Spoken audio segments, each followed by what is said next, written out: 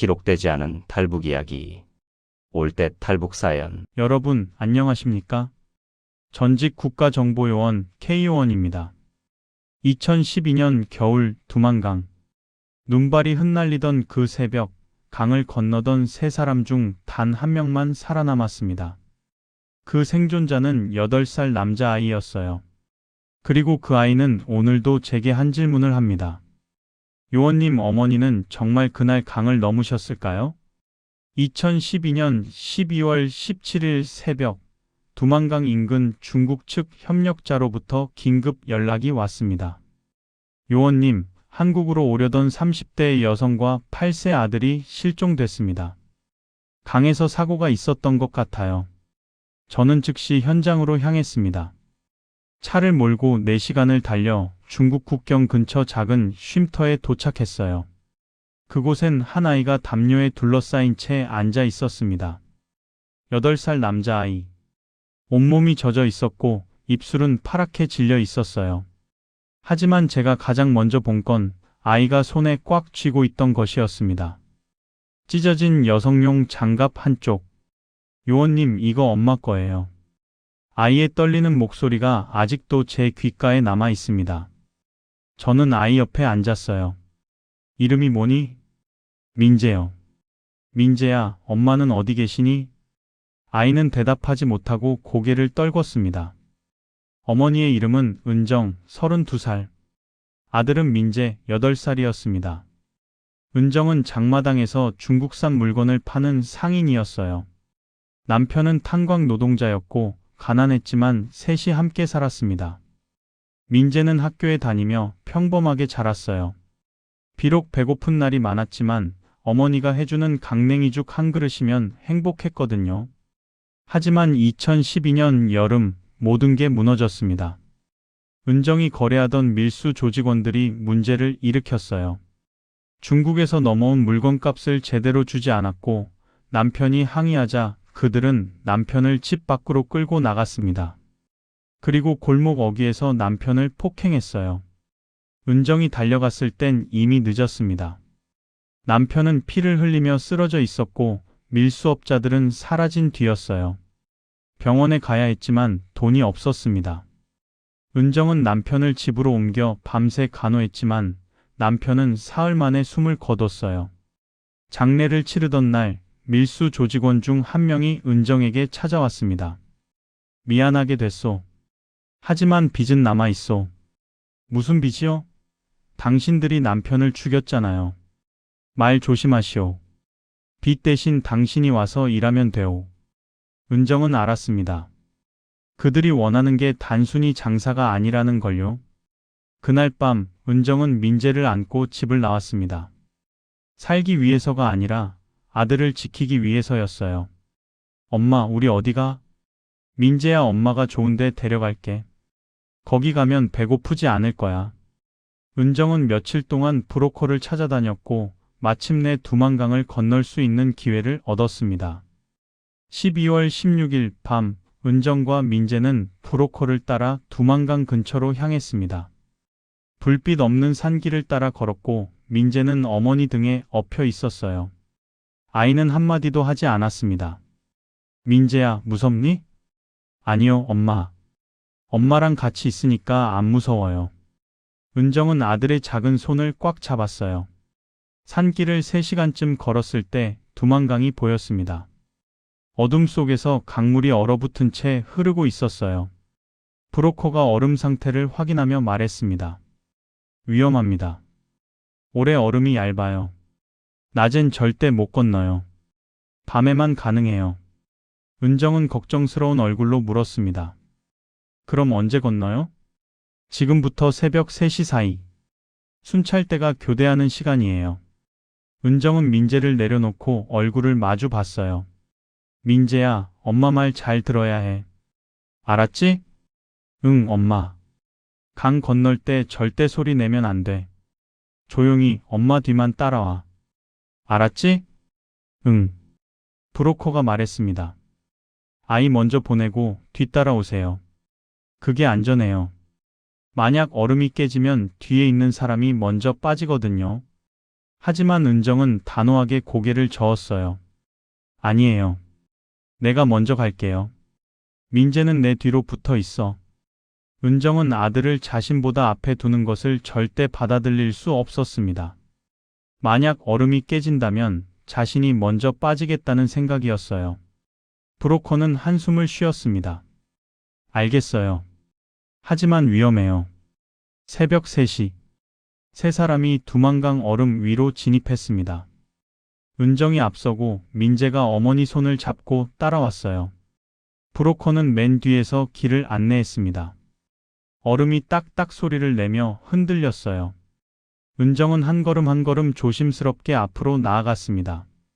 민재는 어머니 코트 자락을 꽉 잡고 있었어요. 엄마 무서워. 괜찮아, 민재야. 조금만 더 가면 돼. 강 중앙쯤 왔을 때 갑자기 얼음이 갈라지기 시작했습니다. 끄뚝.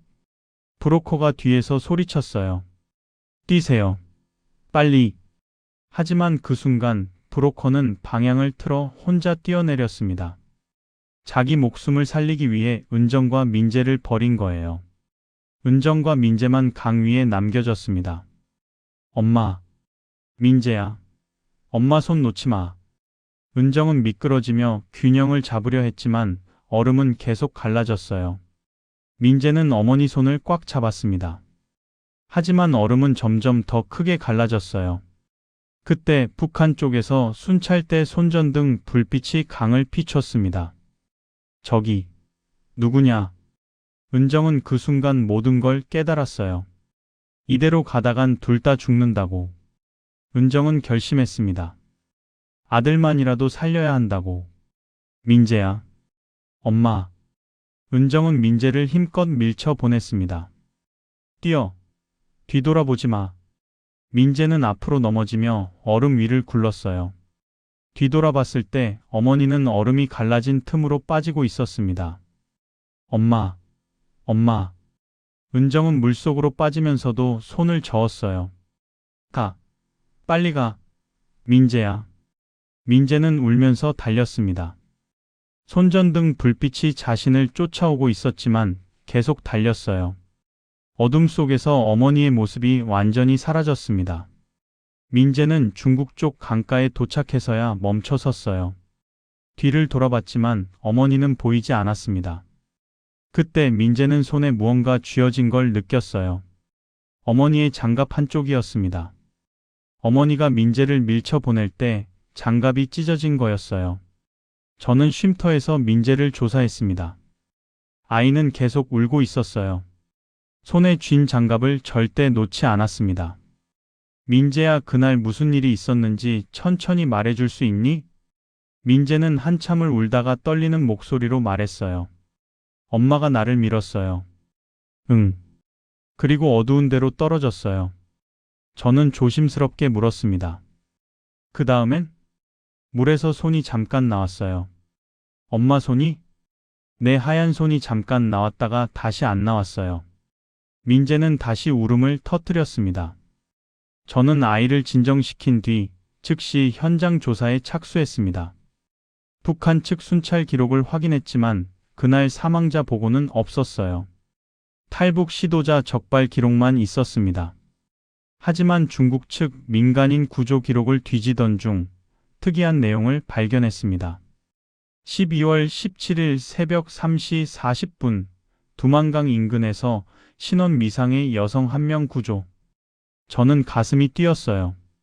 기록엔 이렇게 적혀 있었습니다. 저체온증 심각, 의식불명, 지방병원으로 이송. 그리고 병원 입원 기록엔 이름이 없었어요. 가명으로 김순이라고만 처리돼 있었습니다. 저는 직감했습니다. 은정이 살아있을지도 모른다. 저는 직접 중국 지방병원으로 향했습니다. 국경에서 차로 2시간 거리에 있는 작은 병원이었어요. 낡은 기록 보관실에서 2012년 12월 기록을 찾았습니다. 실종 당일 새벽 3시 40분. 저체온증으로 실려온 신원 미상 여성. 기록에 적힌 특징. 나이 30대 초중반 추정. 키 158cm. 왼손 약지에 찢어진 장갑 자국. 손등과 팔에 다수의 칼자국, 장마당, 상인들이 흔히 당하던 흔적. 저는 그 순간 확신했습니다. 그녀는 살아 있었다. 은정은 얼음 아래로 빠졌지만 중국 측 주민이 구조했던 거예요. 강가에서 고기를 잡던 중국인 어부가 물속에서 허우적대던 은정을 발견하고 끌어올렸던 겁니다. 하지만 은정은 병원에서 깨어난 뒤에도 신분을 밝히지 않았습니다. 왜냐하면 신분이 노출되면 아들에게 위험이 갈 수 있었으니까요. 북한 당국이 아들을 찾을 수도 있었고 중국 당국에 신고되면 북송될 수도 있었어요. 은정은 아들이 안전하게 한국에 도착할 때까지 기다리기로 한 겁니다. 저는 병원 기록을 더 추적했습니다. 은정은 일주일 동안 입원했다가 퇴원했어요. 하지만 퇴원 후 행방은 기록에 없었습니다. 중국 당국 기록상에도 김순이라는 가명으로만 남아 있었고 현재 위치는 행방불명 상태였어요. 저는 현지 협력자들을 통해 수소문했지만 은정의 흔적을 찾을 수 없었습니다. 어쩌면 은정은 지금도 중국 어딘가에서 숨어 살고 있을지도 몰라요. 아들을 그리워하며 언젠가 다시 만날 날을 기다리면서요. 몇 년 후 한국에 정착한 민재가 제게 찾아왔습니다. 이제 12살이 된 아이는 여전히 어머니의 장갑을 가지고 다니고 있었어요. 요원님, 제가 뉴스 봤어요. 탈북자들이 중국에서 숨어 산다고요. 그래, 민재야. 그럼 엄마도 거기 계실 수 있어요? 저는 민재의 눈을 바라봤습니다. 아이의 눈엔 희망과 두려움이 동시에 담겨 있었어요.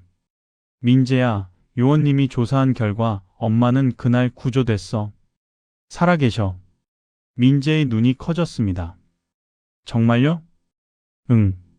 하지만 엄마가 어디 계신지는 아직 모르겠어. 엄마가 일부러 숨어 계신 것 같아. 왜요?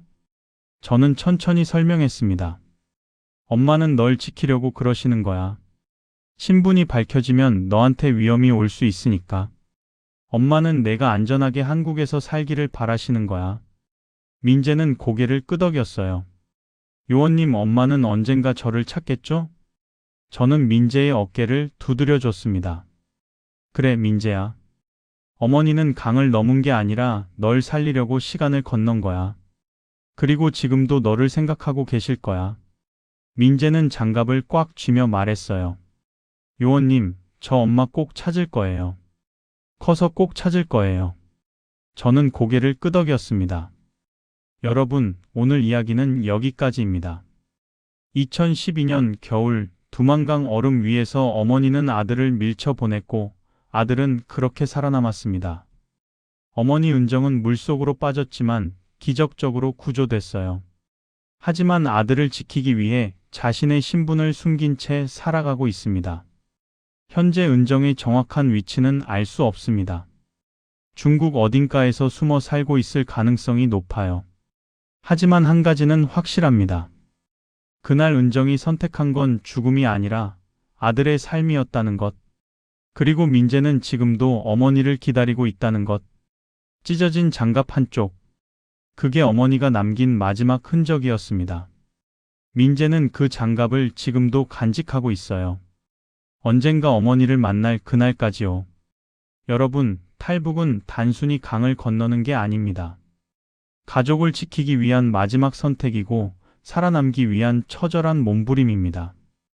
오늘도 어딘가에서 누군가는 가족을 그리워하며 살아가고 있을 겁니다. 구독은 무료입니다. 구독을 눌러주시면 또 다른 이야기를 들으실 수 있습니다. 다음에 또 만나 뵙겠습니다.